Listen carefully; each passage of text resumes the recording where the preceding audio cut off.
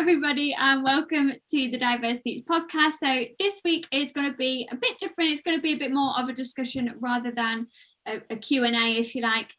So we are looking and going to be exploring 5 things that you should do pre-release. So before you even think about releasing any music, we're going to kind of advise you on what you should be thinking about. It can range from marketing strategies, finding distributors, and of course then the official release as well. So hello everybody, how is everyone doing? All good. Hi guys. Good. So I mean, let's start with what would you guys say is the top 5 things in terms of what people should think about? It can be we might all have the same things and the same ideas, but we'll go from there and then we'll kind of expand a bit further. So it's an open floor. Anyone can go first. I always get in trouble with who I choose first, so you guys could decide. Michael, go for it, man. Okay, bro. I'm thinking mastering of all your tracks. Yeah. If you're releasing a full-length project or EP or something like that, it'd be good to make sure the levels are set correctly. Because what I've noticed, even on a professional level from artists, producers and whatnot, that sometimes when you go further down into the project, like the levels of the tracks, sometimes some are quieter than others, some are louder than others, and you just really want to get that really as a base foundation to make sure before you even send anything off that these things are kind of, dealt with really. Definitely. With me, I'd say I obviously agree with Michael. He's got a definite valid point. But in my opinion, you asked me about what are the 5 things that an artist should be aware of before they release make a release. One of the most vital things they should be aware of, they should do before they have a release ready, to actually map out the whole release, about starting from the promo strategy up until obviously that this includes pre-release and post-release promo strategy, including the cover, including which distributor to use, which service the distributor offers. Pick the best one, because there are a lot of services out there who claim to do free distribution. However, it is not free distribution. They still take commission from you. So if you're basically doing like a let's just say a free, I'm not going to give names. I don't want to diss nobody. I respect every single company that's out there. They're doing their hustle. They're trying to get their money. I respect them in every single bit they do. So they would go about saying, "Oh, we said free distribution, blah blah blah blah." But and then at the bottom with the smallest details, it says, "But we take 30% from your earnings." So in that kind of occasion, I'd say definitely pay attention. If the release, if you're not someone that's releasing every other month, or if you're not releasing frequently, okay, it's worth to pay the release, the distribution money. If it's $11, $14, $30, whatever the cost is, try to pay that. I know it could be hard for some up and coming or just beginning artists. I totally understand that. We've all been through that, where $30 seemed like a huge amount, or like, oh, how am I supposed to pay this? So you go for the free option. I totally understand that. I've been there myself. But definitely try to get that $15 or $20 somehow, and try to go for the paid distribution, and try to collect all your royalties for yourself, and don't give a dime to nobody.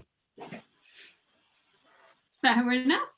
I definitely would agree in terms of planning, and this goes from planning 6 weeks ahead. So make sure that, because things go wrong, and I think that's one thing that everybody kind of would think that it wouldn't happen, but they do go wrong, even if you are the most prepared person in release. So you need to make sure that you have time to make sure that it doesn't affect your actual release date. So things like making sure that you upload to your distributor right on 6 weeks before, just so if they have an issue with getting it to Spotify, getting it to Apple Music, any other platform, it's not going to affect your release and your promo. Make sure you've got a strong release strategy.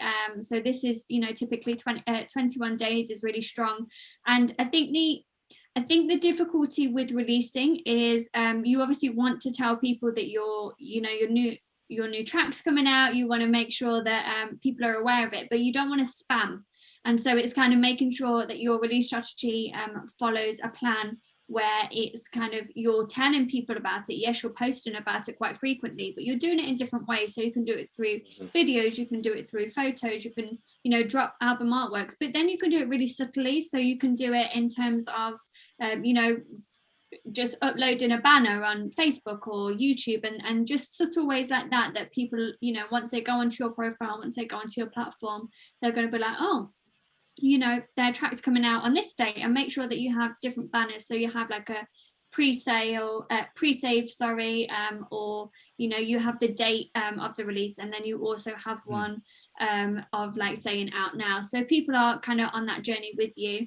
So definitely plan and make sure that, typically releases are on a Friday, and that's just because the whole industry kind of works on a Friday. You can say, oh, I'm going to release on a Wednesday, and that's fine, but blogs, radios, majority of the business will work on a Friday, Spotify playlists.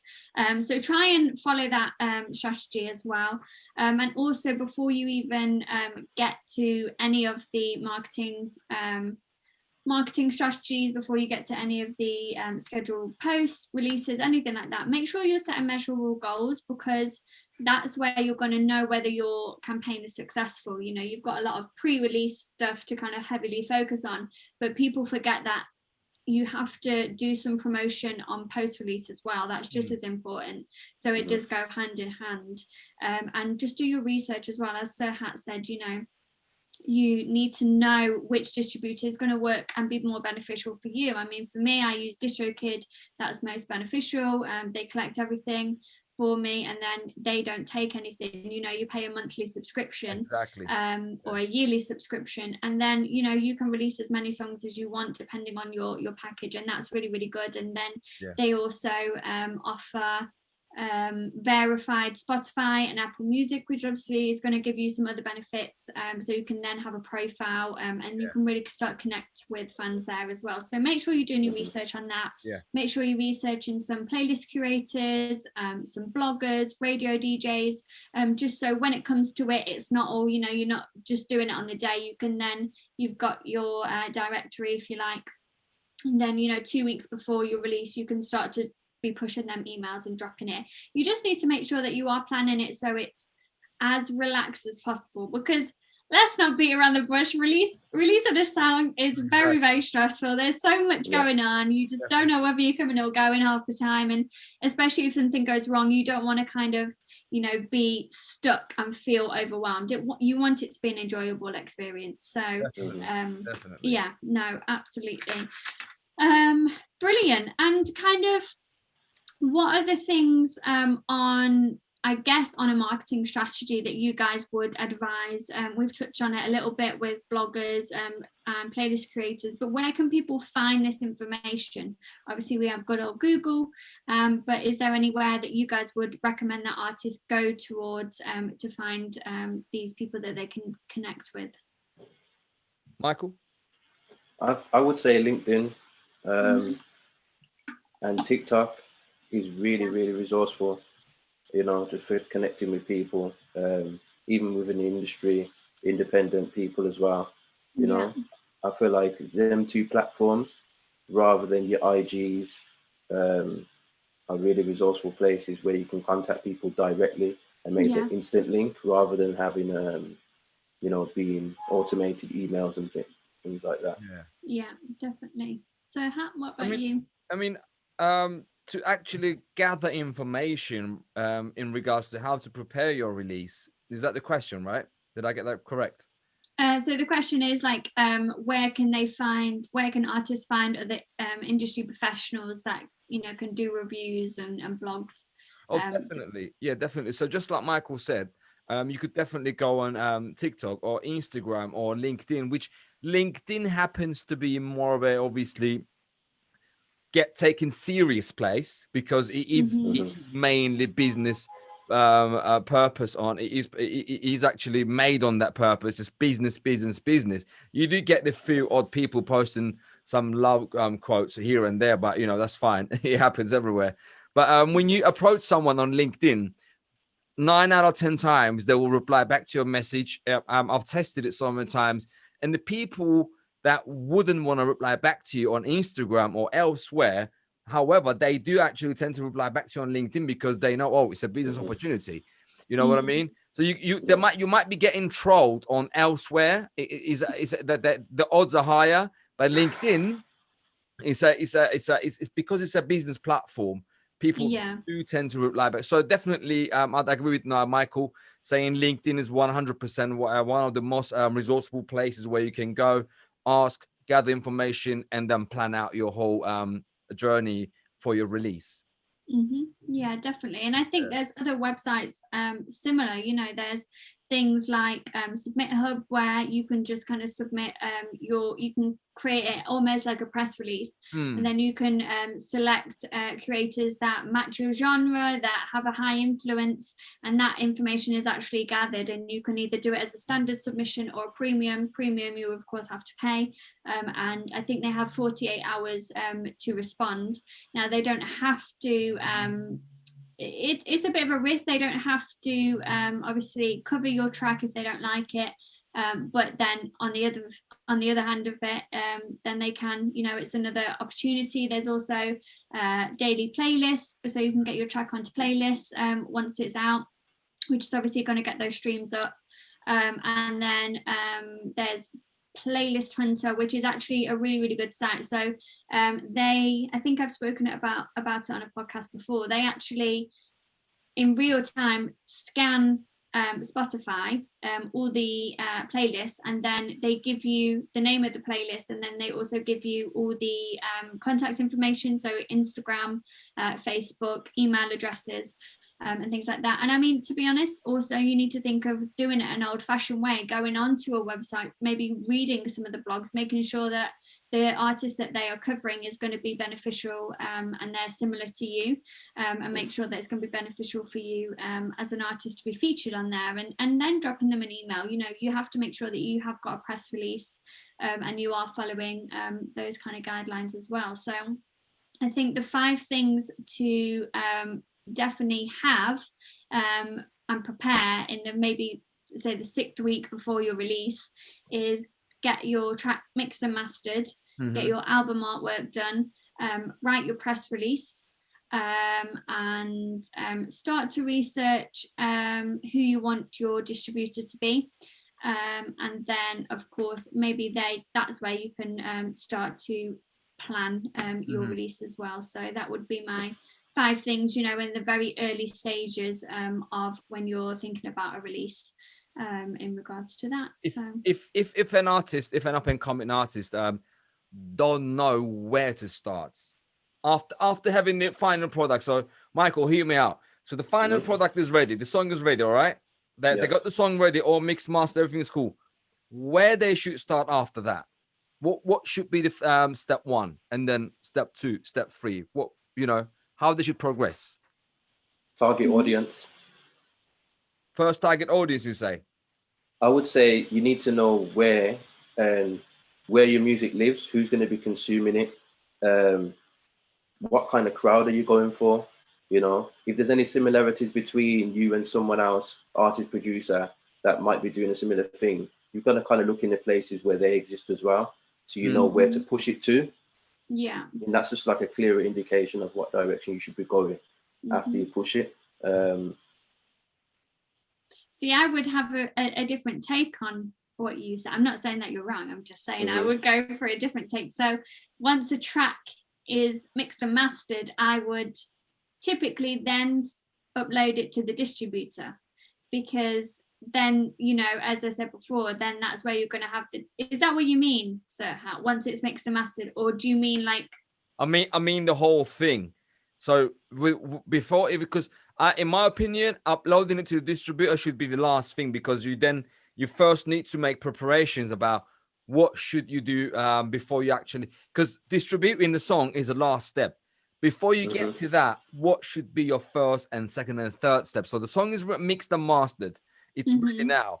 So what kind of studies the artist should do in order to prepare the whole plan of distribution, the release? What should they do? That's what I mean, that's what I'm asking. Sorry. They need to make sure, obviously, that they have the album artwork, and that needs to be sorted, and maybe a photo shoot lined up. So then they have some things that they can post in the marketing kind of stages. I would be. See, it depends on what level they're on. If they haven't already. These are just the stages that I would go through. If they haven't already done a press release, then they need to be educating themselves on how to write a press release, getting that done. And then they can maybe start to look at, as Michael said, the people that they do want to target. Now, this can be an audience, this can be bloggers, it can be radio DJs.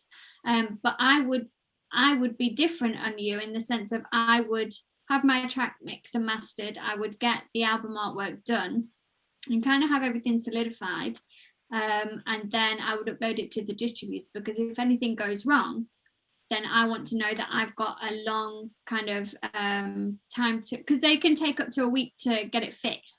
So I don't want it to be kind of a week up to my release and then be panicking that it's not going to go live. And I think with certain distributors, it can take up to 4 weeks to be sent out to the stores or something like that. So, and it's similar, if you're going to be approaching Spotify for, Spotify editorial, they need to, they say they can do it in a week or 2 weeks, but I would be approaching them 4 weeks before.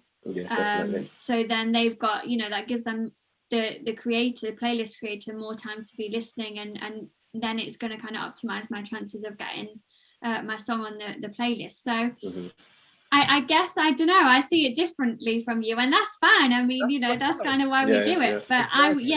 I would be kind of, the way I would do it is I would have, while my track's being mixed and mastered, I would be writing my press release.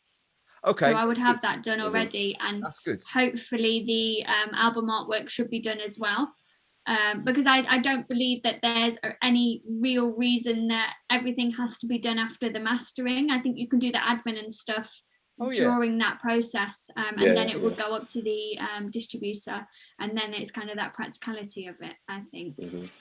All right, a question to both of you then, which is going to be my last question.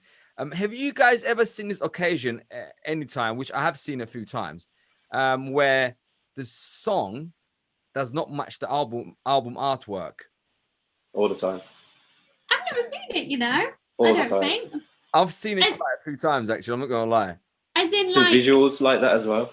Huh? What do you mean? Is it like the album artwork's wrong, or like no, it doesn't look how it should sound? Exactly, because all the time. Exactly, because I've seen so many times where it's a hard-hitting dubstep track, but the artwork would look like I want to make love. It's like, it doesn't match. It's like, what was you thinking when you was getting the artwork design, or was you in a completely different place where you was producing the song?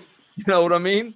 Like, at least don't bait it out that you was high or something. It's cool, we understand. That's what I was thinking. You know what I mean? Psychedelics. We all know that it's a cool thing to get high when you're producing. Respect, dude, but artwork, come on. You know what I mean? I don't understand that mentality, bro. It just makes no sense to me. But I guess, like, I don't know, because I do sympathize. If say they've had, so the artist had a photo shoot, and don't laugh at me, I can see you're about to laugh. So they've had a photo shoot, right, and they've got these photos, and it's their first one, they're really happy with it, and they're thinking, oh yeah, this is really professional, because it is a journey, and people are at different levels, and we have to respect that. And I think sometimes you maybe have, out of a whole photo shoot, you maybe have 4 pictures that you like, and because you're so proud of them, you want people to see them, and so you put it on an album artwork. And I think, see, for me, I always make 3 different artworks. so then I can kind of get some feedback and get some kind of advice on it. But maybe, you know, if it's your first release, maybe you're not kind of that way educated. Maybe you've never released, maybe you haven't kind of had the branding education. You haven't, do you know what I mean? Like, it is a journey. And I do know what you mean. And I think like certain genres do have a certain album artwork cover, and it is very important. I'm not saying it's not important at all. I'm not saying just because you're at the start of your career that's acceptable. I'm not saying that. You know, if you're doing this professionally and you're doing it as you want it as a career, then you absolutely should be paying attention to it. But I just feel really bad. Like, I'm not saying anything to you, but I'm saying we've seen this so many times on various different platforms, different genres. Say it's R&B, hip hop, or say it's drum and bass, or say it's dubstep. You know, it's like I'm so angry. You know what I mean? Literally. Yeah. It just makes no sense. But I mean, this is one thing that I'm trying to point out to the artists. Basically, we're not sitting here taking their mick. No, we are trying to educate people. We're trying to say, make sure your album artwork matches the character of your song, because they have to be in a coloration where, you know, they have to blend in nicely. When you listen to the song, the cover should be like, these two actually go away. I can actually try to see what you're trying to tell. You know what I mean? Yeah, that's why. And I think that's really important. I would maybe have 2 or 3 different options, just a bit of advice. I would maybe have 2 or 3 different options. Make sure you're getting some feedback. Share it with, you know, not only your family and friends, but other kind of creatives as well. You can join like Facebook posts and communities that kind of will give you feedback.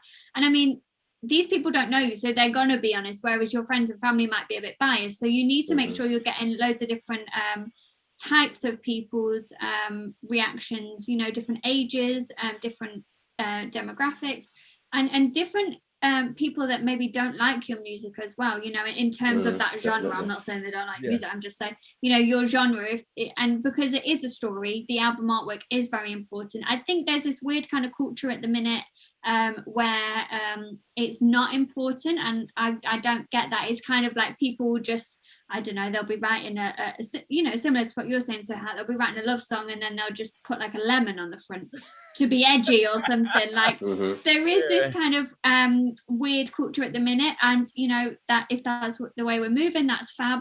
But I think if you're wanting to be a professional musician and you're wanting to take it seriously, it is image and brand is something that you need to be really focused on. And also changing font on each, as you kind of progress on each album cover. Try not to do that. Try and find a font that kind of represents you. Like, I know that sounds really weird. No, it's true. It is a thing, isn't it? Like a font is kind of like. I've never done that. I've never. My album covers are all different. Like my fonts, your font, my covers, and now that I'm listening to you, I'm like, maybe that's where I went wrong. You know what I mean? I do get where you're coming from. So Michael, do you get that? Yeah. Have you done that before? Have you done that? Have you actually kept the same font ever? I feel like because I've got like the logo from my label, it kind of stands on. It just goes on top of everything, and that will never change. But I kind of know what Nicole means in regards to how people spell their name, because that was a big thing in like the 90s and things like that. That is true. Like Tupac would have his name a certain way, he had a 2, and like it was always that carried throughout kind of thing. Yeah. So I get it. Yeah. It's actually that is again, it comes to the part of branding again. That's again branding, you know what I mean? And I think that's kind of we keep going on about it and we keep banging on about it, but whether you're releasing, whether you're doing gigs, whether you know, whatever you're doing within your musical journey, branding is the most important thing. And that's kind of where you're going to be looking at in terms of your marketing strategy when you're doing your release as well. You are going to, you know, be looking at visuals. You're going to be targeting those blogs and those magazines that represent what you represent, and that's your brand, you know. So it is really important. And I know we're doing a what you should do pre-release podcast, but you do need to think about your brand. This is a part of it. This is definitely a part of it as well. Yeah, Yes. definitely. So something none of us have touched on, which I'm really surprised because it's usually the first thing that anybody goes on about. Pre-save links. What is your advice? What should we be doing? What should our advice be to artists? Do you agree with them? Do you think they're good? Serhat, you might not know because you're an Apple Music kind of guy. But wow. Bro, that hit me. Like literally, that was brutal. Thanks. I'm sorry, that was good though, wasn't it? It was very witty, very quick. I'm joking. Yeah, Michael, you go first, man. Oh, sorry. No, Michael, take go to for you. it, man. I feel like pre-save links are seriously overlooked in certain respects. They do help and they do contribute to a lot of the first week's sales in regards to artists that are dropping and having exclusive probably partnership with Spotify or just utilizing it on an independent route. I feel like anything that will add to your project getting out there and kind of build that core fan base of people that want to kind of follow you on your journey is a plus for me. So I would say, definitely utilize the pre-save. Yeah, I would agree. Well, since you said we don't have pre-save links, we have pre-order, my dear. Oh. Yeah. You can pre-order on iTunes, please. No, I'll be utilizing that as well, definitely. You know what I mean? Definitely. Yeah, it's all good though. Pre-save links or pre-order links, they are definitely a good important point which artists should utilize, because just like Michael said as well, you definitely create that core fan base of yours. And now next time, and obviously if the song is good and these people will become your core fan base, then when you next push out a new link, they'll be like, oh, I'm gonna pre-order it straight away because I know the tune. And obviously, you know, when you create a small video clip of 30 seconds to 45 seconds and you post it around your social media, and then you place that pre-save or pre-order link underneath saying, this is the tune, this is what you're going to pre-order, just so you can listen. I'm not giving you no false hopes, and I'm not trying to sell you no BS. So listen, pre-order, let's do it. Then, you know, you're definitely onto a winner if you do it that way. And that's why I would recommend artists to do so. Absolutely. Definitely. And I think pre-save links are actually a really good way to get a competition going. Oh, good one. Didn't think of that one. Well done. No, they're a good way to get like competition going, and they do spike the Spotify or iTunes or Apple Music algorithm as well, because the more that you're kind of that any platform is seeing that people are kind of demanding your track, they're more likely to push you onto the Spotify editorial playlist. They know that there's a buzz around you and they want to make sure that they're jumping on that. So in terms of competitions, if you have a gig coming up, maybe say, oh, if we get X amount of pre-save links saves, because I think on certain distributors you can see how many, or you know, you can run competitions and say, oh, and you know, whatever you want to do, and give away some free tickets that way. So win-win. You're going to get a pre-save on your platform, you're going to get a stream, and then you're also going to get people at your gig. So you know, that's just an all-round great thing, and definitely something to utilize. You do need to think about maybe you know, if it's like a London show or wherever it is, maybe you could do some hotel or travel expenses, because that is an expense. So you need to kind of make sure that it's appealing and that people are going to want to enter the competition. But if you haven't got gigs, and that's fine, you know, you're at the very start of your career and maybe gigs aren't available for you right now, you can do something as simple as doing an Amazon voucher, or you know, a voucher of some kind, and maybe a t-shirt. Just give if you've got merch, it's with just your logo in it, you know what I mean? Yeah, exactly. You need to make sure that whatever you are given, whatever you're doing, you need to make sure that you're giving back, and because if you're asking someone to do something, you know, for you, pre-save is an incredible thing and you want it because that's going to really help your career, but what is someone else getting out of it? You've got to give credibility to the person that you're asking for them to do. I did have another point on pre-save. Make sure that you put it in all your socials, in your bio, so Instagram bio, Facebook, Twitter bio. Just make sure it's kind of all there, and then equally when your track is out, make sure you're putting links there as well. You can do maybe a link tree or something like that, just so I was about to say that link tree. Was you? Yeah. So yeah, then you're covering all platforms. You're not getting an argument like me and Serhat.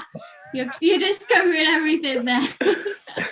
But you did touch on a very good point, Serhat, and that's gonna move me on very nicely. Videos.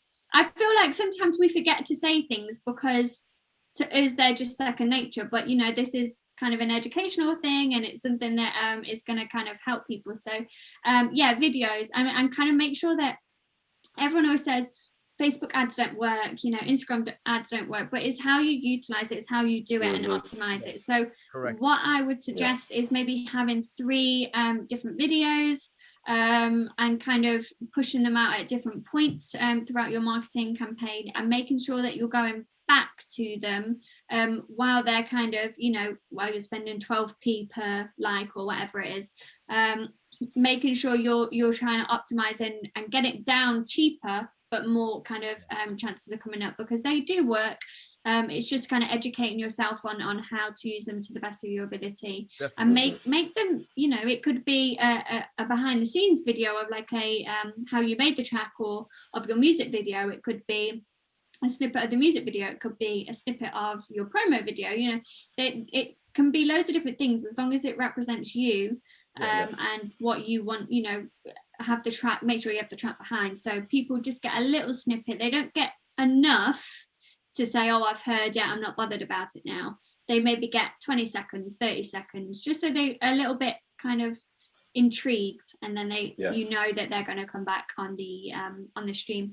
But I'm going to stop rambling. Does anybody else have anything to say about the videos? I couldn't agree more with what you said, because you want to give some sort of incentive on the kind of giveaway side or giving back to the fan side, as you were talking about before, because people want to feel like they're a part of your movement, as well as, you know, just someone that's listening to your music in another country. So that's a good way to kind of like get people locked in. And also I feel like there's a lot of spontaneous things happening in regards to marketing and promotion these days. People have been pulling up on like minibuses, doing live performances just on the block for their fans and things like that. And I feel like that's a really good way to get that interaction as well, if you can, you know. But if you're just starting out, I would say kind of pay attention to your chart metrics as well, and see where people are heavily like consuming, listening to your music as well. That will give you a clearer indication of, you know, numbers wise, you know, you want a fair few amount of people to come up and kind of, so you can shake hands, meet and greet and things like that. But the chart metrics kind of allows you to kind of look into, you know, are you streaming heavily in London, Birmingham, Berlin, for example, you know, and then going forward, you can kind of see, you know, what kind of venues you can be looking at, you know, in the future. So it's kind of like, you know, just helping you help yourself really, and having a strong foundation going forward. 100%. Definitely. 100%, definitely.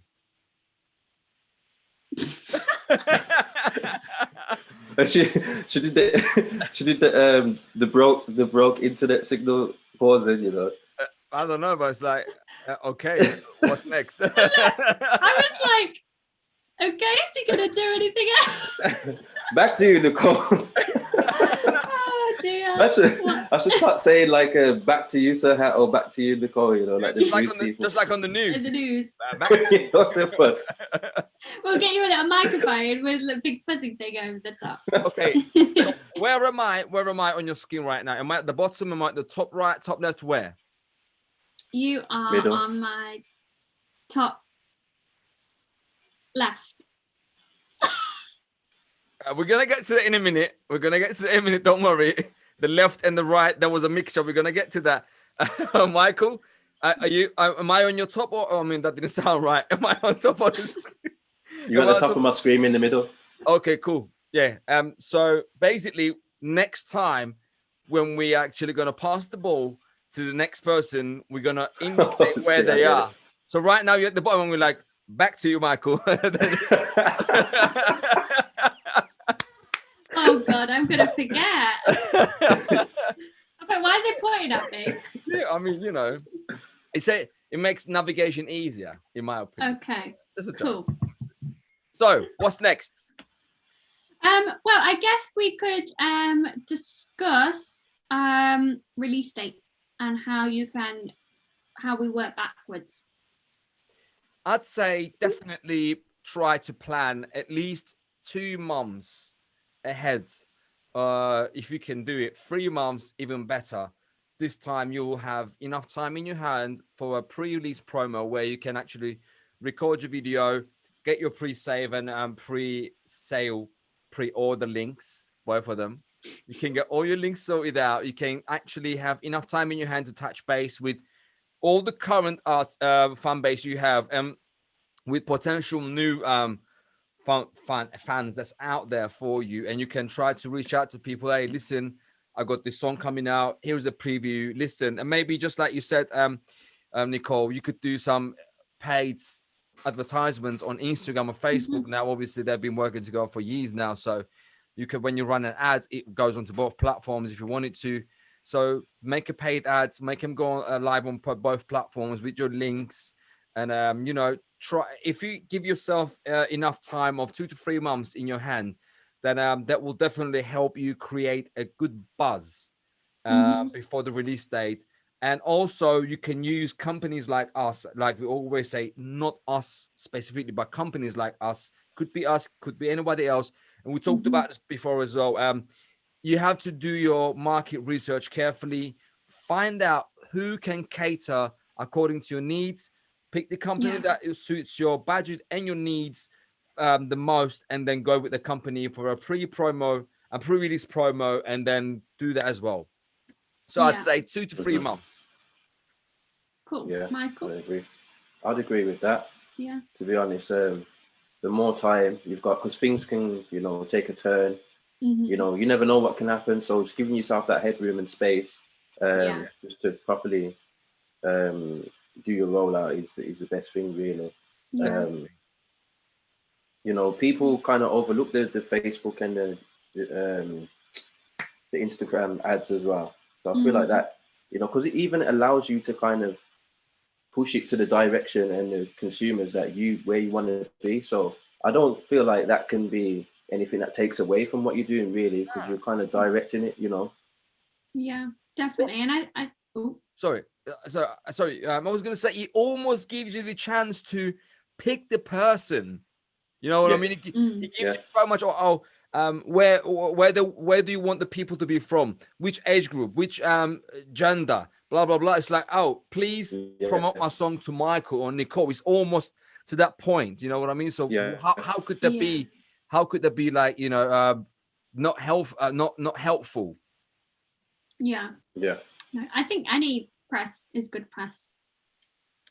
Like, anything that you can do to kind of maximize people responding to your song on release day is a good thing, and I think it's about being clever with it, because we're kind of saying general tips, we're kind of saying general things to do, but it can be things of, I know people are a bit skeptical about it, doing a on launch day, on release day, do like a single launch, like live stream or something, or play a gig, get people to come along. If you're going to do a live stream, do it at 12 o'clock when it's out or whatever, and have people kind of, you listening to it and building that community, as you were saying, Michael. And or you could create a WhatsApp group or something, so leading up to maybe 5 days before, you create this WhatsApp link, you post it on you post it on Instagram story and say, if you want to be part of this group, it can have 5 people in, it can have 50 people in, and it's just kind of everyone getting excited. And then you can all say kind of at this one time, we're now going to go stream it, and then spike that algorithm as well. And it's just about being clever with it. And as you said, Michael, maybe going out and having a van and just performing, doing an acoustic set or something. I mean, look at I can't say his name properly. Suat. Yeah, like he goes around with his mixing desk, like that's just mad. Like no one else is doing that, and it's that creativity that kind of has enabled people to be like, I want to check this guy out, you know. So it is, you know, not to move back to brand, but it is about being different, and it is about being unique and how you can use that. But definitely any press is good press. I think as you guys have both said, about 2 months, minimum 6 weeks. I would say in the week 6, 5, 4, 5, and 6 is kind of where you want to make sure you've got everything. So that's where you're going to start building, you know, making sure you've got your mixing, your mastering, your album artwork, your promo videos. Don't start making, you know, these video and ads on the day that you want them to go out. Create them, get them scheduled, and then on the day they can just go out. It's going to save you a lot of time, a lot of stress. Make sure you've got your marketing strategy. Maybe on week 5 you've got that solidified. So then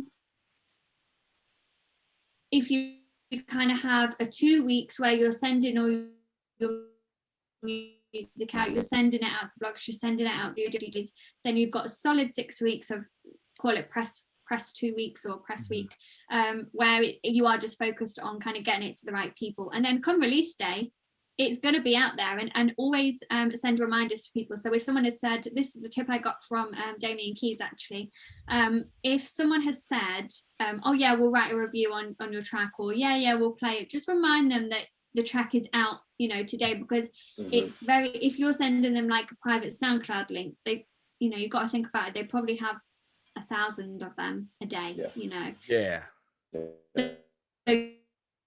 So you've got to stand out and make sure that what they're promising, they're gonna follow through on, and it's gonna be good for you. So yeah, I guess to kind of summarize, because it's more of a discussion, this podcast, rather than questions. So I guess to summarize, what are the 5 top things individually? We started with the question, and now we've had a discussion. We'll see if it's changed. 5 top things that an artist should do pre-release. Who goes first? You. All right. Well, definitely get your cover sorted, your album artwork ready, and I'll say one more. Make sure your song is mixed and mastered properly. That's 2. Can I have 3 more? That's 2. Are we gonna say? Or each one was gonna say 5? Oh, I thought it was like 2. Oh, cool. Album artwork. Get your song mixed and mastered properly. Make sure you have at least 2 to 3 months in your hands before the release date, and reach out to your. I had to hold my other finger. Reach out to your fan base with all your pre-save and order links, everything all sorted out. And the 5th one is definitely know where you're heading and which promotion company you're going to pick for your pre-release promo, because that is vitally important. Perfect. Thank you, Serhat. You're welcome. Michael. I feel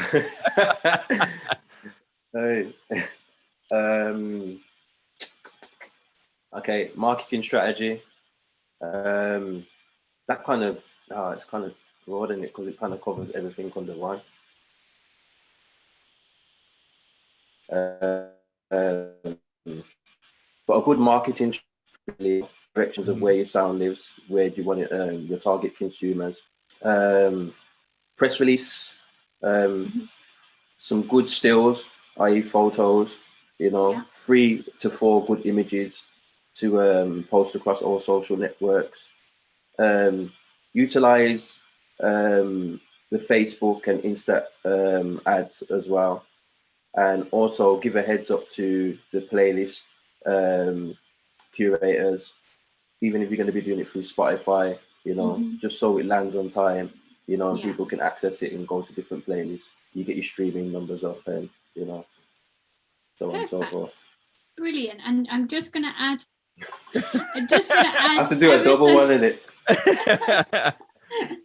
Yeah, I'm just going to add ever so slightly just onto what you've just said, Michael, because I'm not sure we've actually kind of explained Spotify editorial pitching. So once your track is uploaded to a distributor, and your artist profile is connected with that, then if you head over to Spotify for Artists, once you've got that account created, then there will be a little section that says pitch song or pitch track. Yeah. And that's where you can start to really identify, as Michael said about your target audience, you can say how, like, the mood of the song, the genre, kind of what instruments are involved in that. And then that's where you can kind of write your pitch. So it should be, some interesting facts about you as an artist, what the track is about. You haven't got much. I think it's only 500 words, and that sounds a lot. It's like when you're at school, it's like 500 word essay, but when you get writing, there's not a lot. So you have to really condense it, but it's really easy, really simple. And if anyone has any questions about it, then just feel free to message any of us. So I just wanted to kind of, because we said, oh yeah, Spotify editorial, but we never really kind of explained it. So that's how you would go about pitching it to Spotify editorial playlists, and they can be really good. And I think if you are successful, then you'll just get an email. They'll say, oh, your track is on this playlist, and then they'll kind of give you a link where you can share it on your socials. And obviously it's a really great achievement, so it's definitely something that you should be shouting about. But back to the original topic, so 5 things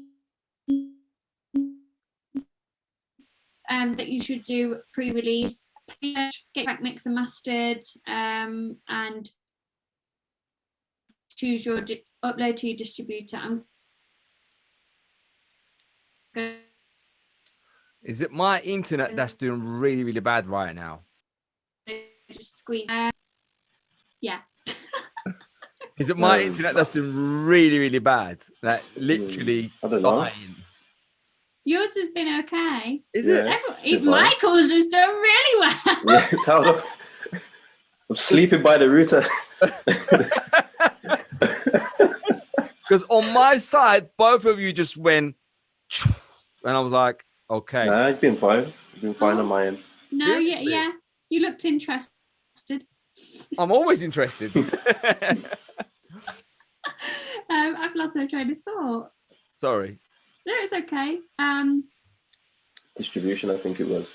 Yeah, so distribution is with number 2, and then third is marketing plan, your press release. Fourth is researching some playlist curators, researching some blogs and magazines. And then fifth is putting it all into action, pushing everything out there 2 weeks before your release. And then making sure that on release day, I'm going to do 6, sorry. On release day, post-release, a week after, you are making sure that you are individually messaging everyone saying, thank you very much for listening, thank you very much for sharing. And again, creating that social circle and that community, because people do want to feel appreciated. Yeah, they might like the song, but you've got to keep them coming back, and that's going to really benefit you for your next release. You won't have to put as much effort in regards to kind of getting them pre-saves, because as Serhat said, people will just automatically, all of a sudden, you'll just find that your pre-saves do go up because people trust you and they respect you, that you're going to make a good song and they're going to enjoy it. And in the end, it's not about how it sounds. It'll kind of be, they want to support you, they want to look after you, as long as you're looking after them as well. So has anybody got anything else to add, or is that the end of the podcast? Does that conclude? I'm good. I'm good. Yeah. Cool. Well, in that case, thank you everybody for listening. We hope it has really helped and given you a bit more of an insight of how to do a pre-release campaign and what you should be focusing on before you actually have the release date, and a little bit on post-release as well. Of course, as usual, if you do have any questions, then feel free to message any of us. You can find us on Diverse Beats Instagram, and we all have our own Instagram private as well, so we'll link that in the description box. But it's been an absolute pleasure chatting to you both. Thank you very much, and we'll see you in the next one. See you next week. Bye, guys.